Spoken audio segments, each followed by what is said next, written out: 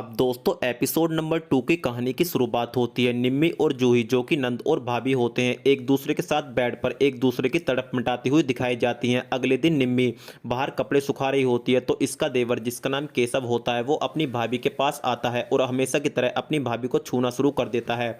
तो इसकी भाभी आग बबूला हो जाती हैं और केशव को बोलती हैं केशव बस बहुत हुआ, अगर आज के बाद तुमने मुझको छूने या मेरा पीछा करने की कोशिश की तो मुझसे बुरा कोई नहीं होगा।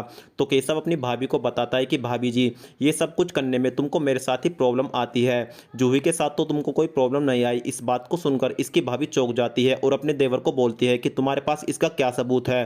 तो यहाँ पर केशव अपनी भाभी को जूही और इसका एमएमएस वाला वीडियो दिखा देता है जिसको देखकर इसकी भाभी का पानी सा उतर जाता है और ये रो के यहाँ से चली जाती है। अब निम्मी अपनी नंद के पास आती है और गुस्से से इसको बोलती है कि तुम सभी लोग एक साथ मिले हुए हो, जूही घर में एक तुम ही थी जिस पर मैंने विश्वास किया और तुमसे प्यार कर बैठी, लेकिन फाइनली तुमने भी मुझको धोखा दे दिया। तो इसकी नंद भी रोकर अपनी भाभी से पूछती है कि आखिर भाभी ऐसा क्या हुआ, मुझको बात बताओ। तो निम्मी इसको बताती है कि रात जो हम दोनों के बीच हुआ तुमने उसका वीडियो भी शूट कर लिया और वो वीडियो तुमने केशव के हाथ में पहुंचा दिया और केशव इसी चीज़ का मेरे साथ फ़ायदा उठाना चाहता है और वो मुझको ब्लैकमेल भी कर रहा है।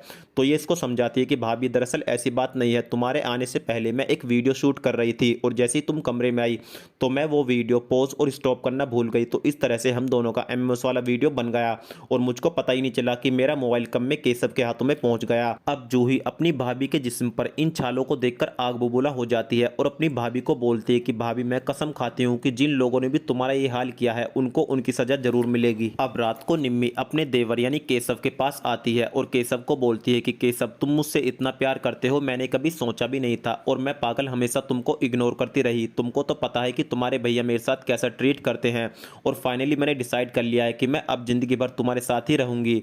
और ये इसको बताती है कि कल मम्मी और पापा मौसी जी के घर जा रहे हैं और तुम्हारे भैया भी लेट आएंगे। और रही जूही की बात तो जूही भी अपनी फ्रेंड के घर ही रुकने वाली है, तो तुम रात को 9 बजे मेरे कमरे में आ जाना। और दोस्तों इतना कहकर जूही यहाँ से चली जाती है और इसके देवर के मन में लड्डू फूटने लगते हैं। दरअसल इसको पता नहीं होता कि अभी इसके साथ क्या होने वाला है। अब केशव रात को 9 बजे अपनी भाभी के रूम में आता है और रूम में आते ही अपनी भाभी पर भूखे शेर की तरह टूट पड़ता है। और दोस्तों इसी चीज का फायदा उठाते हुए इसकी छोटी बहन यानी जूही पीछे से केशव के सिर में कुल्हाड़ी मार देती है जिससे केशव की मौत हो जाती है। अब अगले दिन इसका पति घर में एक पार्टी ऑर्गेनाइज करता है और इस पार्टी में अपने कुछ खास दोस्तों को इनवाइट करता है। तो यहाँ पर ये दोनों नंद और भाभी केशव की लाश के छोटे छोटे टुकड़े करती हैं और उसका मटन बनाकर सभी लोगों को खिला देती हैं, जिसको खाने के बाद इसके दोस्त काफ़ी तारीफ करते हैं और बोलते हैं कि जितनी सुंदर भाभी है उन्होंने उतना ही ज़्यादा स्वादिष्ट खाना बनाया है, खाना खाने में मज़ा आ गया। अब दोस्तों पार्टी खत्म होती है और सभी लोग अपने घर चले जाते हैं और इसका पति भी अपने रूम में आ जाता है।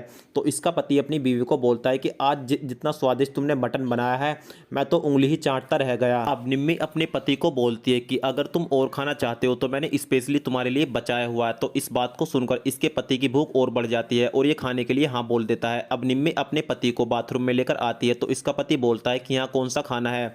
तो इस निम्मी बोलती है कि खुद ही देख लो। अब दोस्तों जब इसका पति अपने छोटे भाई यानी केशव की लाश के टुकड़े टुकड़े देखता है तो इसका सारा जो घमंड है वो चूर चूर हो जाता है। और इसी के साथ ये वेब सीरीज यहीं पर समाप्त हो जाती है।